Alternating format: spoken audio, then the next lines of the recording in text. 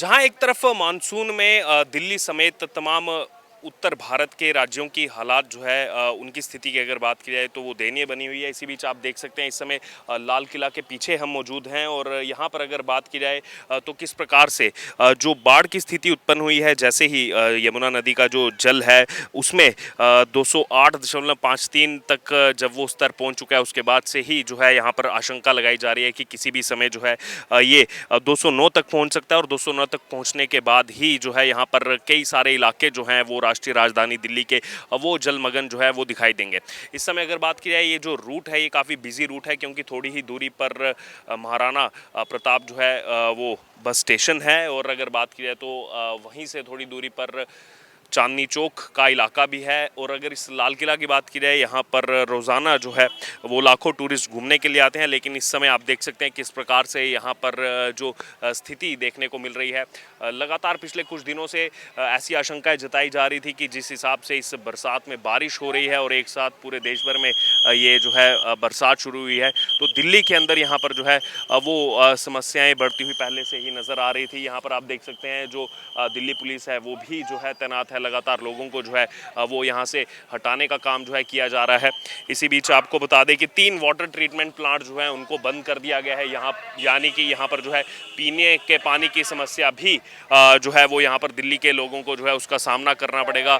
जो है यहाँ पर पीने के पानी की किल्लत भी जो है वो अब देखने को मिलेगी, क्योंकि 3 वाटर ट्रीटमेंट प्लांट आप सीधे तौर पर समझ सकते हैं उनको यहाँ पर बंद करने का फैसला जो है वो दिल्ली सरकार की तरफ से लिया गया है। जिसके बाद बारिश का पानी तो यहाँ पर इतना ज़्यादा इकट्ठा हो गया, लेकिन जो रोज़मर्रा के लिए पीने का पानी है उसकी अगर बात की जाए तो वो यहाँ पर उसके लिए जो है लोगों को अब जो है दर दर भटकना पड़ेगा, दिल्ली के लोगों को। बहरहाल इसी बीच अगर बात की जाए, यहाँ पर जो अरविंद केजरीवाल ने पत्र लिखा था और पत्र लिख करके जो ये दिल्ली में बाढ़ की स्थिति उत्पन्न हुई है उसको लेकर के सीधे तौर पर हरियाणा सरकार को जिम्मेदार ठहराया था कि उन्होंने वहां से पानी छोड़ दिया है।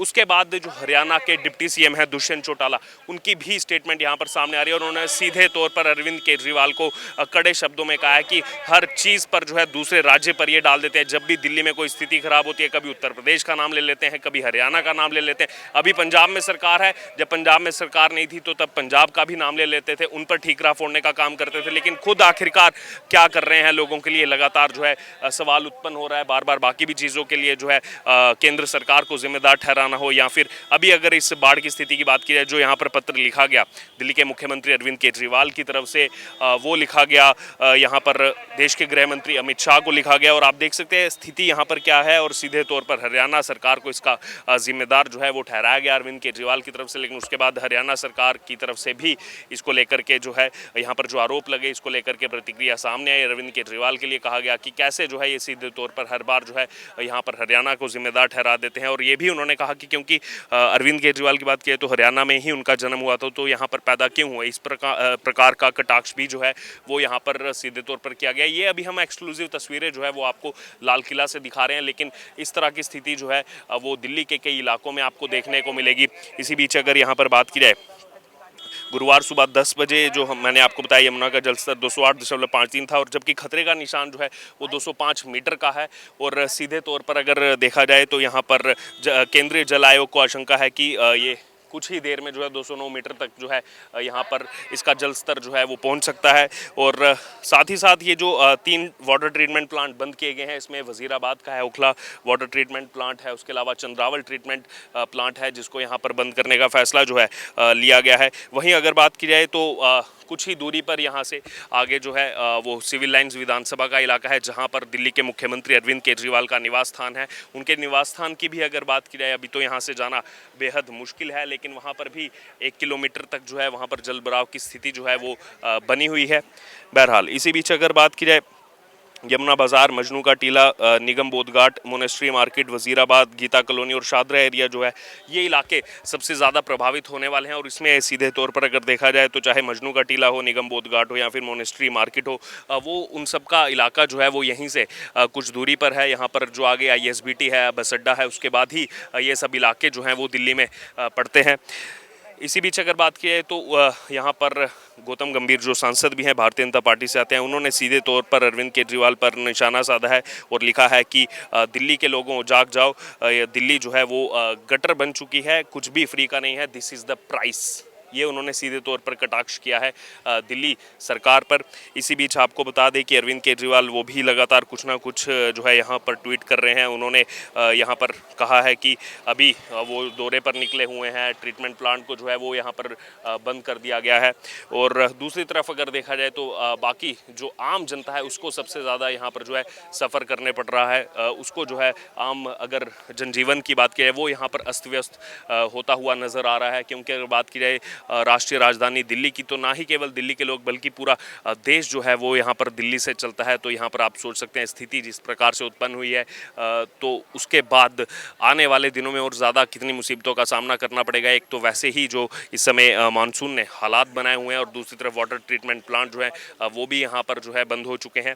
और अब देखना होगा आने वाले दिनों में क्या इसको लेकर के कुछ और यहाँ पर जो है स्थिति साफ की जाएगी। क्योंकि सीधे तौर पर जो सोशल मीडिया पर चीज़ें चल रही हैं, जो यहाँ पर आरोप लग रहे हैं आम आदमी पार्टी के वरिष्ठ नेताओं की तरफ से हरियाणा सरकार पर, तो वहीं दूसरे तौर पर अगर बात की है तो यहाँ पर बहुत सारे लोगों का कहना है कि ये जो यमुना जी है यहाँ से आगे फिर उत्तर प्रदेश भी जाती है। जब उत्तर प्रदेश में जब हालात एकदम सामान्य है, उत्तर प्रदेश में चीज़ों को जो है यहाँ पर सामान्य रखा गया है, वहाँ पर जो है पूरे तरीके से नियंत्रण किया जा रहा है, तो फिर यहाँ पर दिल्ली सरकार क्यों नहीं कर पा रही। हमेशा से जब से सरकार आई है केवल दूसरों पर आरोप मढ़ने के अलावा इस सरकार ने क्या किया है, लगातार इसी तरीके के सवाल जो है वो यहाँ पर पैदा हो रहे हैं। बहरहाल अभी आप सीधे तौर पर देख सकते हैं ये एक्सक्लूसिव तस्वीरें लाल किले के पीछे वाला जो रोड है वहाँ से, कि किस प्रकार से यहाँ पर स्थिति जो है वो दयनीय बनी हुई है। लोगों को काफ़ी मुसीबतों का सामना करना पड़ रहा है। और यमुना बाज़ार से हालांकि ये स्थिति साफ़ हुई थी, और आप देख सकते हैं दिल्ली पुलिस के जवान वो भी जो है वहाँ पर अंदर मौजूद आपको नज़र आ रहे हैं। पीछे बस जो है वो आपको आधी जो है बस डूबी हुई नज़र आ रही है, सामान जो है तैरता हुआ वो आपको यहाँ पर नज़र आएगा इस बाढ़ के पानी में। ये सड़क है यहाँ से रोज़ाना जो है लाखों गाड़ियाँ गुजरती हैं, लेकिन आप सीधे तौर पर देख सकते हैं कि अभी जो स्थिति बनी हुई है उसमें सब सामान जो है वो बैग करके आगे जा रहा है। कुछ यहाँ पर स्थानीय लोग भी आए हैं, उनसे बात करेंगे। आप यहीं रहते हैं? नहीं, हम तो कैलाश नगर रहते हैं। अच्छा, यहाँ आपको जाना था कहीं पे? जाना था, बस अड्डे जाना था, लेकिन सारे सब तरह से रास्ते बंद कर रखे हैं। आप देख रहे हैं इस समय स्थिति जो है वो काफ़ी ज़्यादा यहाँ पर बाढ़ जैसे हालात बन गए हैं यहाँ पर। अब तो चारों तरफ से इन्होंने एरिया पूरा बंद कर दिया है, कहीं भी जाने के लिए रास्ता ही नहीं मिल रहा, कहीं जा ही नहीं पा रहे। किसकी नाकामी कहा जाएगा इसको? नाकामी क्या कहें, ये पहले सोचना चाहिए, इनको बाढ़ से पहले सोचना चाहिए कि ये रास्ते सही करें और नाले सही करें, सफाइयाँ करके रखें। लेकिन ये वही है ना, वो उस पर थोपता है, वो उस पर थोपता है। कोई 10 जुलाई की बात की जाए तो यहाँ पर सीएम की प्रतिक्रिया आई थी, दिल्ली में कोई बाढ़ नहीं आएगी, कोई ऐसी स्थिति नहीं है, सब चीज़ें सामान्य। और 2 दिन बाद स्टेटमेंट बदल जाती है, नहीं यहाँ पर तो बाढ़ वाले हालात हो गए। नहीं, कुछ भी नहीं कह सकते, इनको कहना ही बेकार है। ये अपने का काम करके तो राजी नहीं कोई भी, जो उसको कहता है वो उसको कहता है। फिर बाद में जब हालात ख़राब हो जाते हैं तो वो एक दूसरे पर फोड़ देते हैं, पब्लिक परेशान होती है इसमें। परेशान आम जनता को होना पड़ता है। सारी परेशानी तो पब्लिक को है। अब ये हम बस अड्डे जाना है, कहीं से भी नहीं जा पा रहे, कृष्णा नगर से भी नहीं जा पा रहे, ना ये शमशान घाट कुत्ते से जा पा रहे हैं, सारे के सारे रास्ते बंद कर रखे हैं।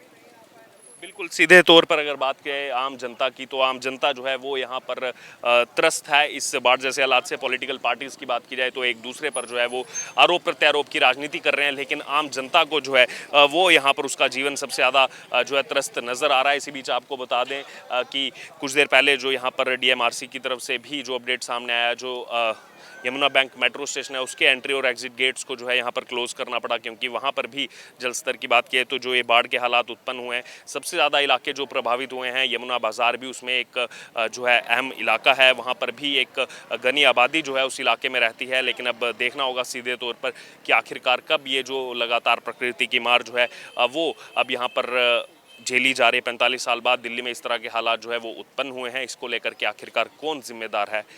आपको क्या लग रहा है यहाँ पर जिस प्रकार से चीज़ें खुल करके सामने आ रही है, अलग अलग नेताओं की प्रतिक्रिया सामने आ रही है, इसमें सीधे तौर पर पहले समझा जा सकता था जब भी मानसून आता है तो इस तरीके के जो है हालात हर जगह पर उत्पन्न होते हैं, लेकिन आखिरकार अकाउंटेबिलिटी कौन तय करेगा, आखिरकार जिम्मेदारी कौन लेगा, ये बड़ा सवाल जो है वो जनता का अभी भी बना हुआ है। लेकिन इसमें आपको जो भी लग रहा है आप सीधे तौर पर जो है बता सकते हैं हमें। आपकी प्रतिक्रिया जो भी, आपकी राय जो भी, आप ज़रूर हमारे साथ कमेंट बॉक्स में शेयर करें। इससे जुड़े तमाम अपडेट के लिए बने रहिए हमारे साथ। मैं कैमरा पर्सन विजय के साथ अर्जुन खजूरिया, सीधे लाल किला से।